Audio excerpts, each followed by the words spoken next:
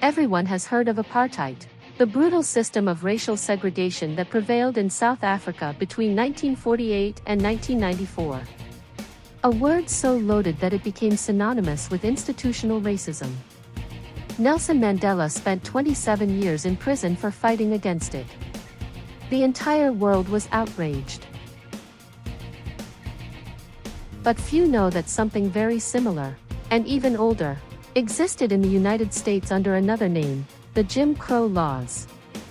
The most curious part is that while South Africa became the global villain, the US kept giving lessons in democracy to the world, even while maintaining for almost a century a system of legalized segregation where everything was separate but equal, which, in practice, meant separate and miserable for Black people. From 1877 to 1965, the Black American population lived under a regime of institutionalized humiliation: separate schools, restrooms, buses, water fountains, bans on interracial marriage, and countless legal mechanisms to prevent African Americans from voting. All of this was upheld by the Supreme Court in the case of Plessy v. Ferguson, 1896. The Jim Crow laws were not concentrated in a single code. They were a tangle of state and local rules that controlled virtually every aspect of daily life. In many southern states, Black people could not use the same hospitals, attend the same schools, or even enter through the same restaurant door as white people. Trains had designated cars, and those who disobeyed could be arrested. As happened with Rosa Parks in 1955, when she refused to give up her seat to a white man in Montgomery, Alabama, sparking one of the largest public transportation boycotts in history. Segregation also manifested itself violently and symbolically. Black people who dared to demand equality suffered public lynchings, often with the complacency of the authorities. A symbolic example was the brutal murder of Emmett Till, a 14-year-old boy lynched in 1955 for allegedly whistling at a white woman in Mississippi, a crime that shocked the country and became a moral spark for the civil rights movement.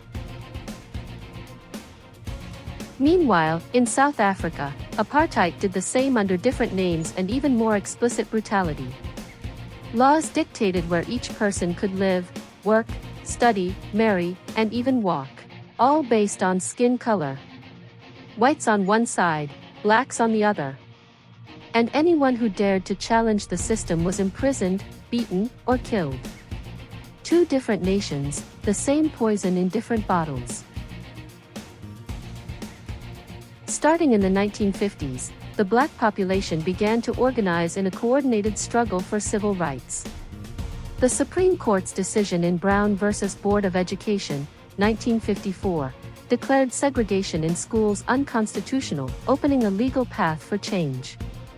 In 1955, the Montgomery bus boycott, led by Martin Luther King Jr. and Rosa Parks, proved that peaceful resistance could challenge the system.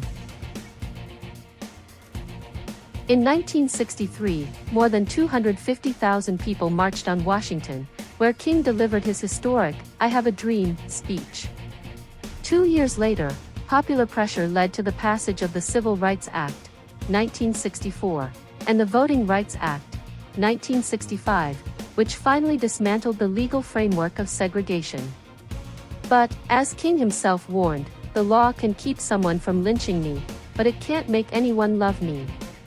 Even after its formal end, the legacy of Jim Crow survived in new forms: economic disparities, mass incarceration, police violence, and structural racism that persist to this day. And why does this comparison matter? Because sometimes it seems that some people love to tell Brazil's tragedies as if we were an isolated aberration of human history. People who point fingers with moral superiority, as if slavery, backwardness, and violence existed only here. Among them are familiar figures who present themselves as journalists, but in practice are charismatic YouTubers with a sharp instinct for exposing wounds, always Brazilian ones. An undeniable talent, no doubt. But let's be honest, while Brazil was still trying to understand the end of slavery, the civilized world was institutionalizing its own under another name. It's curious how he and so many others, speaks about slavery in Brazil as if it were a tropical exclusivity, a kind of original sin that the rest of the planet never committed. Yet we rarely see him mention Jim Crow, apartheid, or European colonialism in Africa and Asia, which killed millions. It seems guilt is only entertaining when there's samba and feijoada in the background.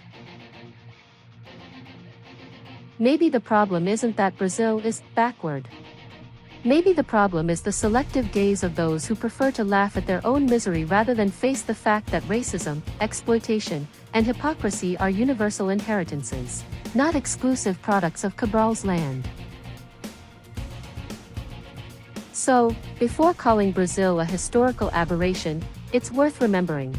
And, as the charismatic YouTuber would say, memorize the dates.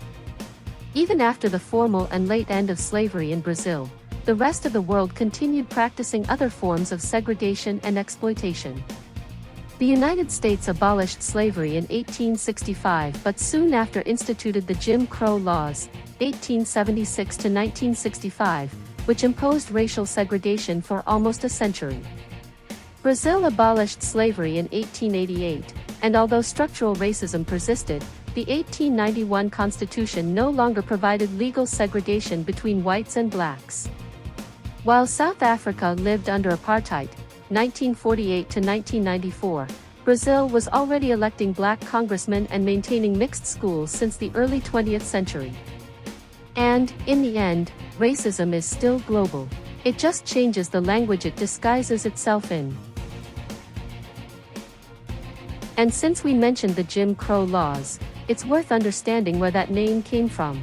Because before it was a set of racist norms, Jim Crow was literally a character invented to mock black people.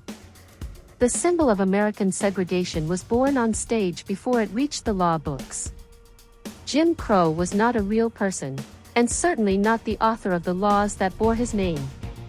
In fact, Jim Crow was a theater character, a racist creation that, ironically, ended up giving its name to one of the most shameful periods in U.S. history. Around 1830, a white actor named Thomas Dartmouth Rice created and popularized on stage, in the so-called minstrel shows, a caricatured figure called Jim Crow. These performances were extremely popular at the time, and also deeply offensive. White actors painted their faces black, a practice known as blackface, and portrayed black people as lazy, foolish, and clumsy beings.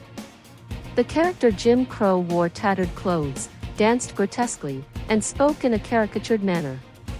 He was a kind of black clown, invented to make white audiences laugh, and, at the same time, to reinforce the idea that African Americans were naturally inferior.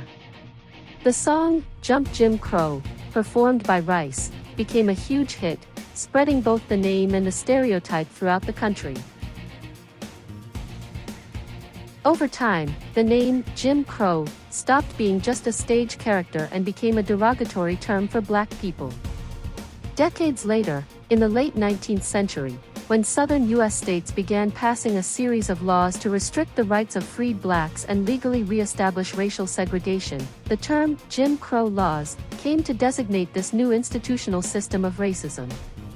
Between 1877 and 1964, the Jim Crow laws enforced separation between whites and blacks in almost every aspect of public life: schools, transport, restrooms, restaurants, courthouses, hospitals, beaches, and even cemeteries. All in the name of the doctrine of separate but equal, a cruel irony. Because, in practice, nothing was equal. The Jim Crow system is a brutal example of how racism, once sustained by slavery, did not disappear with abolition. It simply changed form. It left the plantations and slave quarters and entered the law books and the whites-only signs. Instead of chains, paperwork. Instead of whips, trials. Racism became sophisticated, but it never vanished. To know who Jim Crow was is to understand that racist ideas are not born only from violence, but also from culture, art, and laughter. An entertainment character, invented to amuse white audiences, ended up becoming the symbol and name of one of the cruelest chapters in modern history. What began as a joke ended as state policy. If you enjoyed the video, share it with your friends to help the channel grow. And don't forget to like, subscribe and hit that bell so you won't miss the next ones.